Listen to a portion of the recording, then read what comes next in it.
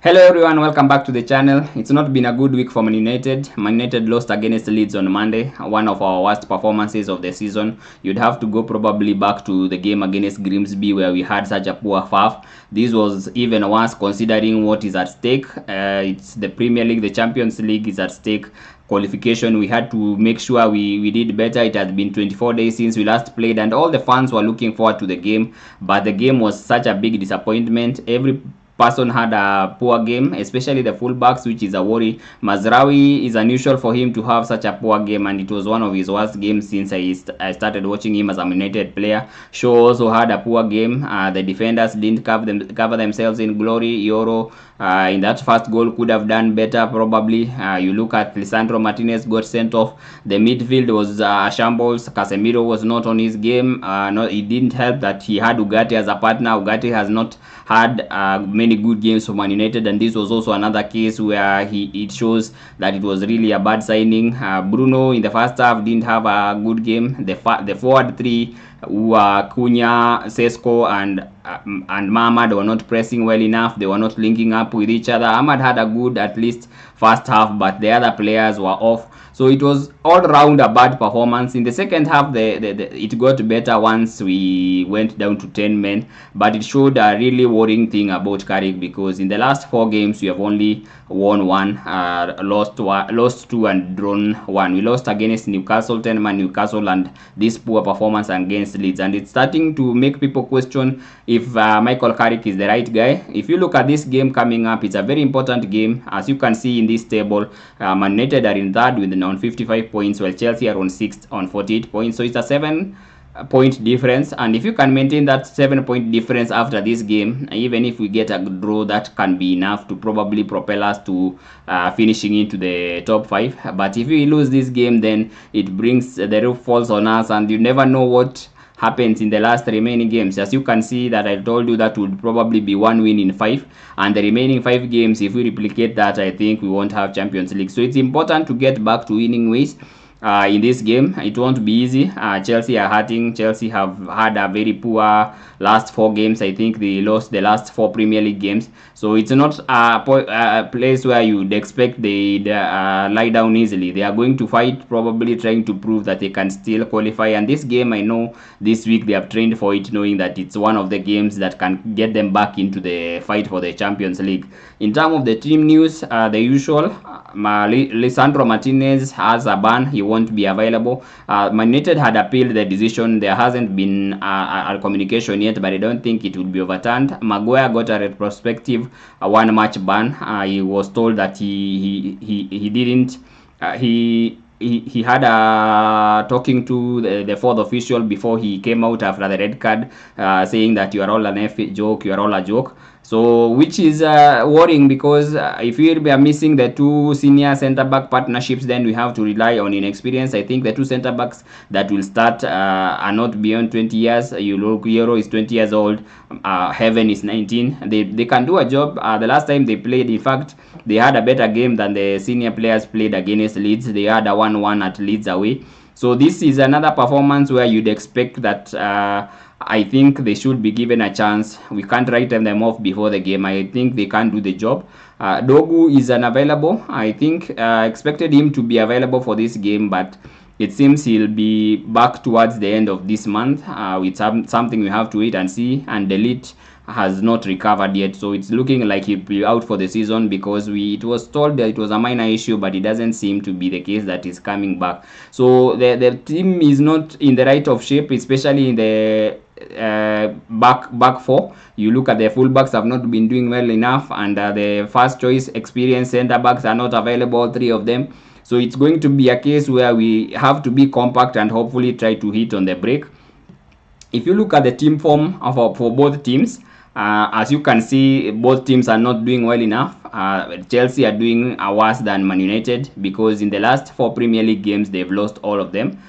This they includes a Champions League game against PSG, but if you look at the home games, they have lost 3-0, 3 home games in a row. So it's not a case where they are having a good performance. They only beat Port Vale. Port Vale, that you can't read that much into it. It's a team that expected to win and they won convincingly. You look at Man United, the last game we lost against Leeds. The previous game we drew with Bournemouth. Both games were controversial in the way that they ended. The red card against Man United against for Lisandro Martinez, I didn't agree with it. It wasn't a case where he was having violent conduct. He just tried to stabilize himself and touched Calvert-Lewin's hair. The other game where Maguire was red carded was also an unfair game. The referee didn't call a very stonewall penalty against Ahmad. He also sent Maguire off for just the same reason. So it was really one of those games where I think we have been hard done by. The previous game against Aston Villa, it was a good win, but we also lost against Newcastle. So in the last 4 games, we have only won 1 game, but in the last 5 games, we have won 2 games. You can always turn this around, especially if the decisions will be fair. We expect a good refereeing decision. This time, Michael Oliver will be in charge of this game. We not had a good time with Michael Oliver. He's not one of my favorite referees, but I just hope he doesn't make the game about himself. And if it's just about the football, I think Man United has a chance. If you look at the head-to-head, Chelsea, we have had a kind of mixed head-to-head with Chelsea. They win some games, we win some. The last game, Man United won 2-1. So the last encounter, Man United came out on top. The previous encounter at Stamford Bridge, we lost 1-0, and we drew back at home. So when it comes to Man United, when they play at home, we tend to win, and when we play away, we don't win that much. If you look at this just for the home games at Stamford Bridge, Chelsea have had the upper hand. If you look at all these games, you'd have to go back to, I think, 2020 for the last time we beat Chelsea at home. All these other matches is either draw or Chelsea win. So I'm looking at a possibility that if we don't win this game, let it be one of those cases where we get a draw, because a draw favors us in the fight for Champions League football, because it maintains that gap we have over Chelsea, over 5th place.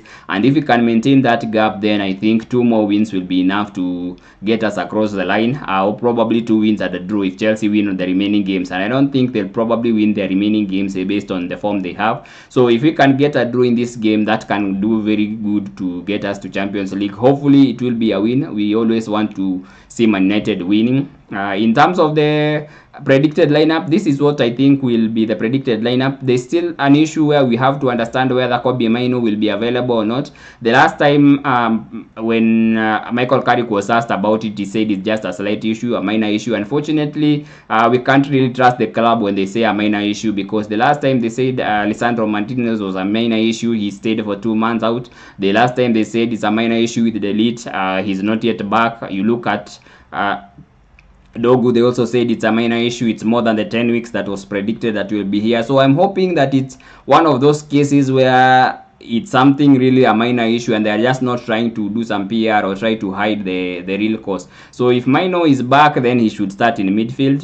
The back four it chooses itself based on the fact that some of the players are not available. Yoro and Heaven will start as the centre backs, Luke Shaw as the left back, and Dalot as the right back. I think Michael Carrick will prefer Dalot for the case that Mazraoui was given his chance to prove himself and he really didn't do well enough. So I think Michael Carrick will probably resort back to Dalot. And in terms of the forward line, I think Cunha, Mbeumo and Mamad should start this time. They have been playing very well when they start together, especially in these big games. The last big games you can remember, the games against City and Arsenal, and this was the front three that started and they played that well. In the attacking midfielder, that's a given. Bruno Fernandes, the captain, should start. It's going to be an interesting 6 games for Bruno Fernandes. He's going after the assist record. He's only 3 away to tie that record and 4 to break it, and I think we are going to be rooting for him to be able to get assists against Chelsea and the remaining games.